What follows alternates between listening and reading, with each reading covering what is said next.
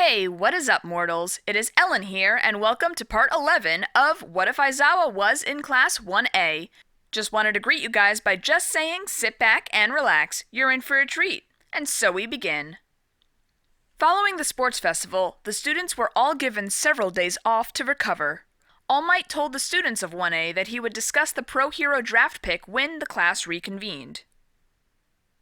All Might walked down the street in his weak form to a tall building. The blonde hero entered the building and took the elevator to the 7th floor. The first door on the floor read Nighteye Hero Agency. All Might opened the door and walked in, unsure of what laid ahead of him. Upon entering Night-Eye's office, All Might was surprised to see Principal Nezu and Recovery Girl sitting in chairs around Night-Eye's desk. "Principal, sir, and Recovery Girl, what are the two of you doing here?" Nighteye felt that since the two of us were familiar with your situation that we should sit in on this meeting. All Might sat down in a chair between Nezu and Recovery Girl. All three faced Nighteye, who was seated behind his desk. For several minutes, the room was so quiet you could hear a pin drop. Nighteye was about to speak when All Might interrupted. "Let me speak first, Nighteye. You were right about me. I should have listened to you. You told me that if I continued fighting after my injury that I would die in a battle against a villain. At the time, I thought I was doing the right thing, but the last few months have shown me that I was wrong. I should have listened to your viewpoint." "Thank you for that, All Might, but I never held a grudge over that, and we have more important things to discuss." The tall man pulsed his fingers on the desk. "We need to discuss your successor. When you first told me you were passing your power to a quirkless child, I was outraged. But after hearing about Izuku Midoriya from Shota Aizawa, Principal Nezu, and Recovery Girl, I have changed my mind." "Really? That is very unlike you, Nighteye." "Well, I guess we all have had a change of opinion." "So what do you think of young Midoriya?" "He has promise, in most ways. In most ways, he is nothing like you, but in others he is similar indeed." Nezu cleared his throat. "We have also been discussing what to do with Izuku Midoriya and Shota Aizawa." This statement by the principal surprised All Might. "Young Midoriya I can understand, but what does young Aizawa have to do with this?" "From the time I have spent with Aizawa, his relationship with Midoriya will be very important going forward. He already knows the secret of One for All, not to mention that his quirk is very rare. The ability to remove quirks, if even temporarily, could be a huge advantage in the future." All Might became suspicious by the tone that Nighteye used. "Would you be making a reference to Suka Uchi's report on Nomu?" "Nezu did make me aware of it. Coupled that information with the escape of Kurogiri and Tomura Shigaraki, and it makes it clear that your old enemy is far from dead." All Might's body tensed at the thought of the villain. "All for one. I have feared that ever since hearing the reports. It pains me to think that any of my students would have to deal with that monster." "I understand your feelings, old friend, but we must be logical. If All for One were easy to kill, then the former users of One for All would have finished him long ago. If he is still alive, which we don't know for a fact, then we must prepare. All of us know that All for One is very dangerous. If he does have a plan, then it is likely already in motion. The only thing we can do right now is prepare the new generation to resist this evil. Hopefully they can succeed where we failed." "You have a point." Now that is out of the way, we can discuss what we were planning for the students. The three heroes filled in All Might on what their plan was. All Might then made some suggestions of his own. "That all sounds good. I will let the students know when classes resume." Meanwhile, Aizawa was on his way to Midoriya's apartment. Inko had invited the stern young man over for dinner to celebrate Izuku's accomplishments in the sports festival. Aizawa had never been able to say no to Inko, nor could he resist her cooking. Aizawa arrived at the Midoriya residence after a while. He knocked on the front door and waited. The door was answered by Inko. "Aizawa, it is so nice to see you again. It feels like it has been forever." "It is nice to see you too, Mrs. Midoriya. It has been tough to find time lately, what with training and all." Inko led Aizawa into the apartment. "Please have a seat at the table. Izuku will be out in a minute, and dinner will be served shortly." "That sounds lovely, Mrs. Midoriya." Inko paused before leaving. "Is something wrong, Mrs. Midoriya?" "I feel weird asking my son's best friend about this." What is it? Who is Uraraka? Izuku has been on the phone talking to someone by that name lately. I overheard him one day and it sounded like a girl's voice. It is a girl in our class. Her name is Ochaku Uraraka. At that moment, many images flashed through Inko's mind, and, just like her son, she proceeded to blurt out all her fears in an epic ramble. Oh, my poor son! Some predatory yandere is going to lead him down the path to debauchery and ruin! She will break his heart, leaving him shattered for the rest of his life! I won't let it happen! Tell me where she lives! Aizawa now saw where Izuku got his rambling and freaking out from. Before you declare war, you should know that Uraraka is a very sweet girl. If I don't miss my guess, she is just as inexperienced with the boys as Izuku is with girls. Inko returned to Earth from Planet Freakout after hearing this. Oh, really? Yes. Besides, all they are doing is talking right now, so there is nothing for you to worry about. Besides, this is the Izuku we are talking about. He is so upright, he would not dream of doing anything dishonorable. Well, that is good to hear. But still, could you keep an eye on him for me?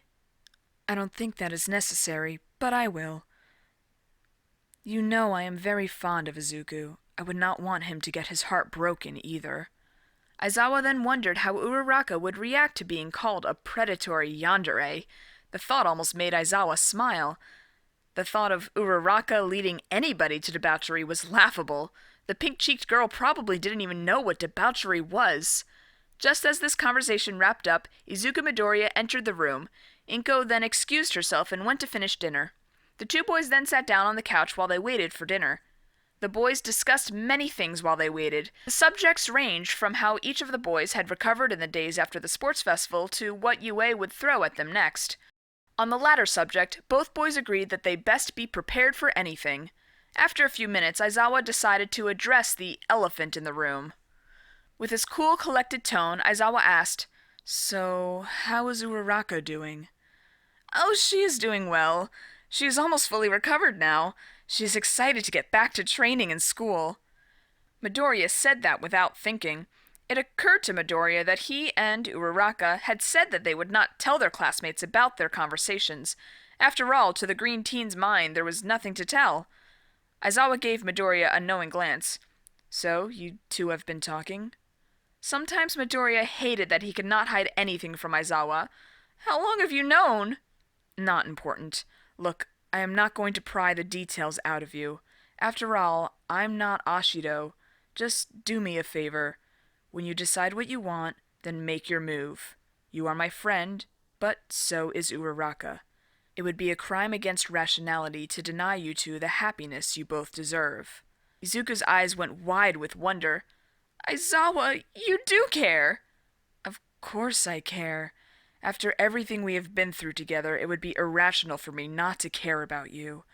Just remember that I care about Uraraka too. I would hate to see her hurt. Midoriya thought of Aizawa as a brother, but the pine-haired boy doubted that Aizawa thought of himself in that way. Yet, it seemed like he was always acting like a big brother, not just to him, but everyone in his life. That included the members of Class 1A. Okay, boys, dinner is ready! Aizawa, Inko, and Izuku sat down to a wonderful meal together. Meanwhile, in a hidden bar in a dark valley, another group was plotting events most sinister.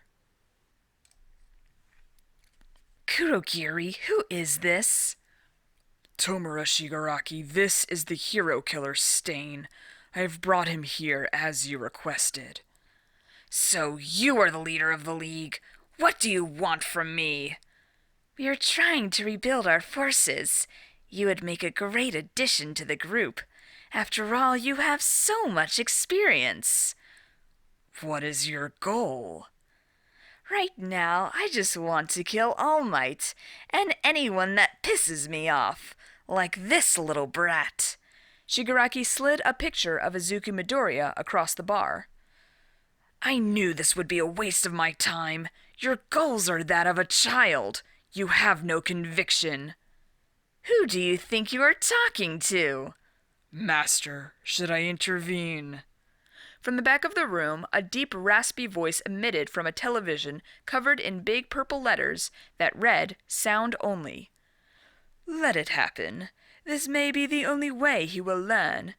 Tomura needs to think about the way in which he must grow. Before Shigaraki could react, Stain had the palm-faced villain pinned to the floor. Stain's leg held Shigaraki in place, and the wild-eyed man held a dagger to Shigaraki's throat. Shigaraki got a crazy look in his eyes as Stain's dagger almost cut through the hand on his face. "If you damage this hand in any way, I will kill you."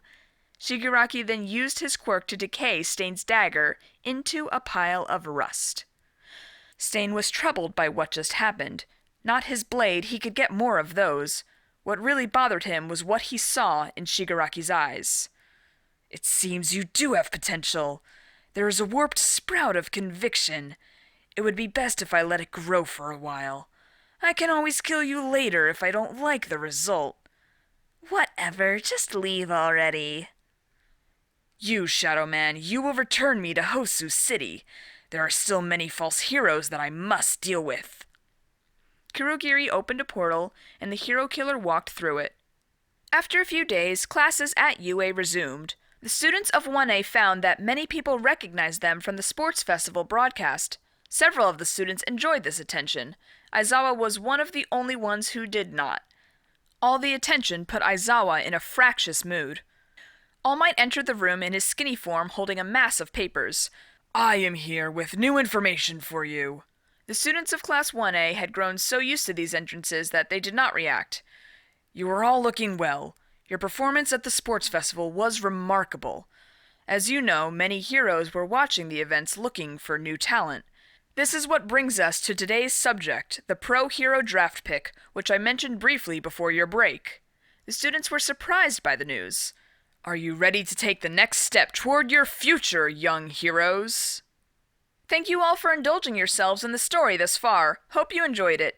Now there are a few more things that I'd like to go over before the video ends. Firstly, we've got a second channel called Anime Deep Dive. Anime Deep Dive goes deep into the facts and lore of a wide variety of anime. It's sure to expand your weeb knowledge for all kinds of series, guaranteed. On top of that, we have a third channel called We the Celestials Naruto What Ifs. It's what we do on this channel already, but in the vast world and lore of Naruto. Go check it out if you're in the mood for some jutsu action. On behalf of We the Celestials, I'd like to thank everyone involved in the production of today's awesome content. Their details will be in the description below.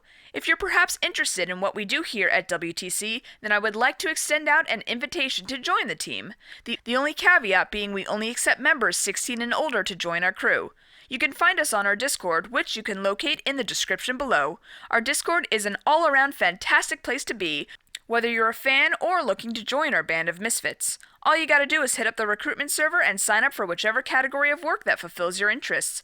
We're always looking for members to join us. Well, that's it from us for today's video, so thank you for watching and have a great day.